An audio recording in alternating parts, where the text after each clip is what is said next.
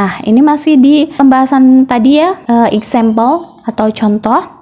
Harus menggunakan such as. A metal detector buzzes not only when firearms are located. Are located ini benar atau salah? Ya benar, ini bukan menunjukkan present kemudian past ya, tapi ini menunjukkan pasif. Kemudian but also when smaller metal, ini juga benar ya, ketika metal yang lebih kecil, objek metal yang lebih kecil seperti kunci dan belt buckle are found. Are found ini ditemukan ya, bukan find tapi found, ini merupakan pasif juga.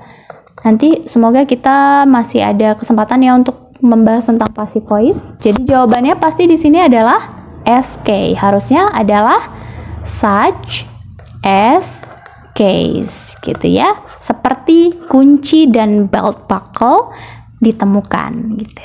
Oke, benar. Kira-kira benar atau salah teman-teman jawabnya? Kita lanjut ke pembahasan berikutnya.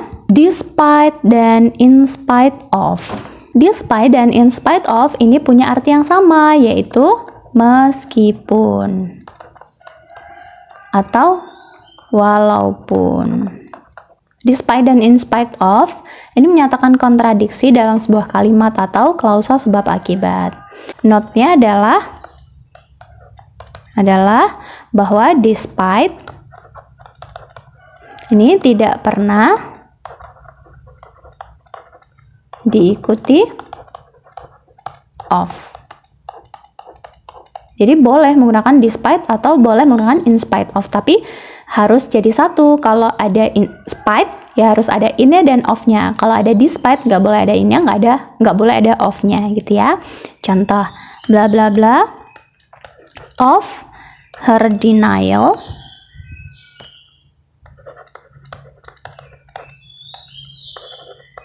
we knew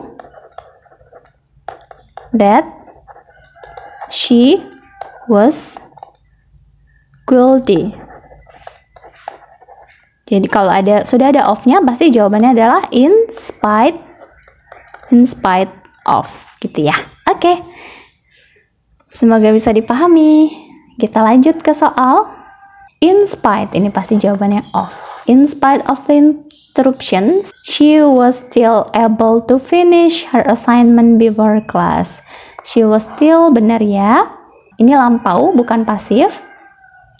Was still, kemudian able to finish, ini benar ya. Semoga nanti kita punya waktu untuk ngebahas seperti ini ya. Apa bedanya pasif dengan past? Ini karena mirip-mirip, jadi orang suka ketukar antara pasif dengan past. Oke, lanjut ke pembahasan berikutnya. Membahas cause. Cause from. Atau from itu bukan cuma dari ya, tapi from ini punya arti disebabkan oleh. Gak cuma dari, tapi from ini bisa menunjukkan cause ya, atau penyebab ya. From ini bisa diartikan juga disebabkan oleh. Tapi from yang disebabkan oleh ini digunakan setelah kata sifat.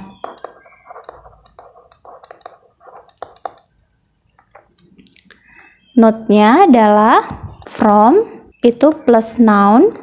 Ini ada bla bla bla ya. Bla bla bla from plus noun bla bla bla, atau bla bla bla from plus ing plus noun. Bla bla bla. Boleh menggunakan plus ing dulu, boleh tidak menggunakan ing dulu. Bukan forming ya maksudnya ya, tapi from verb ing maksudnya. Sorry ya, from plus verb ing plus noun.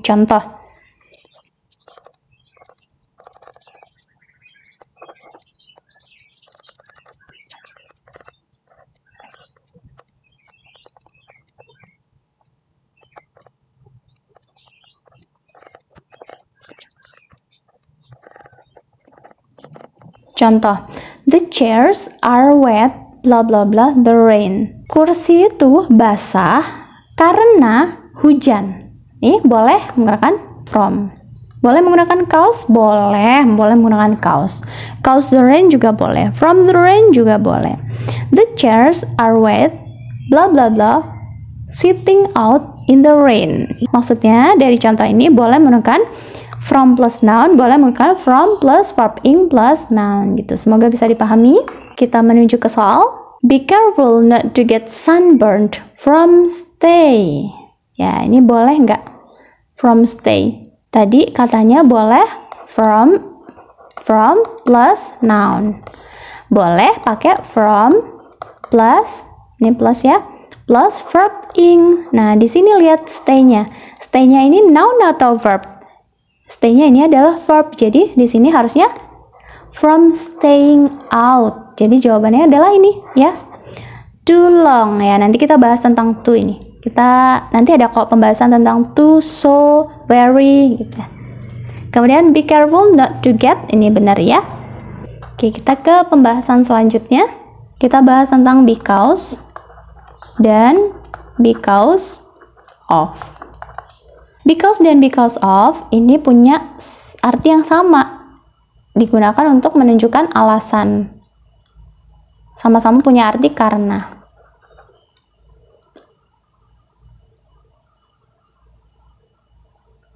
Nah, because of ini adalah frase preposisi. Because of ini adalah frase preposisi. Dia selalu diikuti oleh kata benda atau noun. Tapi kalau because ini adalah konjungsi. Dia diikuti oleh subject plus verb. Ini adalah note-nya ya. Because of itu selalu diikuti oleh noun, dan because itu selalu diikuti oleh subject plus verb. Contohnya,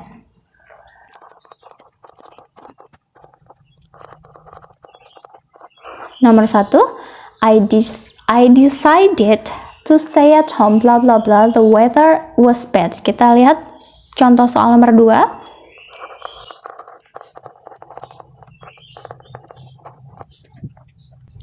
Lihat yang pertama, the weather was bad. Ini adalah subject plus verb. Jadi yang pertama pasti adalah because. Nah, kalau yang nomor 2, the weather doang, ini adalah noun, statusnya sebagai noun ya. Jadi soal nomor 2 pasti jawabannya adalah because of. Perhatikan ya bahwa because of itu selalu diikuti hanya oleh noun, dan because itu diikuti oleh subject plus verb. I decided to stay at home because the weather was bad. Weather-nya bad. Tapi kalau the weather aja, the weather ini menunjukkan noun aja. I decided to stay at home blah blah blah the weather. Jawabannya adalah because of. Ingat ya, because of selalu diikuti oleh noun dan because selalu diikuti oleh subject plus verb. Oke. Kita lanjut ke soal. Their family is very happy. Is benar? Ya benar. Because he's being awarded scholarship. Iya, ini pasti salah ya. Karena being awarded a scholarship, nggak ada subject, nggak ada verb. Being awarded ini hanya noun. Jadi soal ini jawabannya pasti adalah because of, karena nggak ada subject nih. Being awarded a scholarship ini nggak ada. Being awarded itu bukan subject ya, kemudian scholarship itu bukan verb. Ini hanya noun aja. Gitu ya, semoga bisa dipahami. Kita lanjut ke pembahasan yang berikutnya. Kita bahas purpose. Purpose ini adalah sebuah tujuan ya, untuk mengungkapkan kegunaan. Purpose ini bisa menggunakan for, bisa menggunakan to. For ini bisa plus verb aja atau plus verb ing. Ini juga bisa gitu ya. Ini untuk menunjukkan tujuan aja. Jadi boleh pakai for, boleh pakai to, sama aja. Tapi nggak boleh digabung antara keduanya. Oke, kita lanjut. Kita contoh ke aplikasi soal. Why don't you use the microscope in the laboratory? For to. Ya, ada for to. Nggak boleh double-double. Boleh pakai for aja, boleh pakai to aja. Jadi jawabannya adalah for to. Jawaban yang salah adalah for to. Oke. Pasti benar ya teman-teman ya jawabannya ya. Kita lanjut ke pembahasan berikutnya. Pembahasan terakhir tentang preposition yaitu means. Means ini bisa pakai by. Ini digunakan untuk mengungkapkan cara. Dan by ini selalu diikuti verb ing. Ini note ya. By ini selalu diikuti verb ing. Contoh, my report was written by programming a computer. Contoh, I can win by practicing gitu. Aku bisa menang karena banyak berlatih. Oke. Karena berlatih ya atau practice ya. Mempraktekkan. Oke, kita lanjut ke soal terakhir. Choose the correct answer for making the letter. Ya, ini kata-kata ini sebenarnya kalau kita nggak tahu artinya, kita bisa saja menyatakan bahwa for making ini benar. Karena for itu bisa disandingkan dengan verb ing, boleh. Tapi kita harus tahu apa konteks kalimat ini. Apakah digunakan untuk menunjukkan kegunaan atau tujuan? Tahu cara. Jadi pilih the correct answer atau jawaban yang benar dengan, ini pasti dengan ya, dengan cara ya, dengan cara marking the letternya that corresponds to it on the answer sheet. Jadi jawabannya yang for ya harusnya pakai by. Oke. Gimana teman-teman? Ini soal terakhir, soal nomor 14. Jawabannya gimana? Boleh ketik di kolom komentar benar berapa. Kemudian kita nanti selanjutnya akan bahas banyak ya. Masih banyak banget yang mau kita bahas. Terima kasih, semoga sehat selalu. Assalamualaikum warahmatullahi wabarakatuh.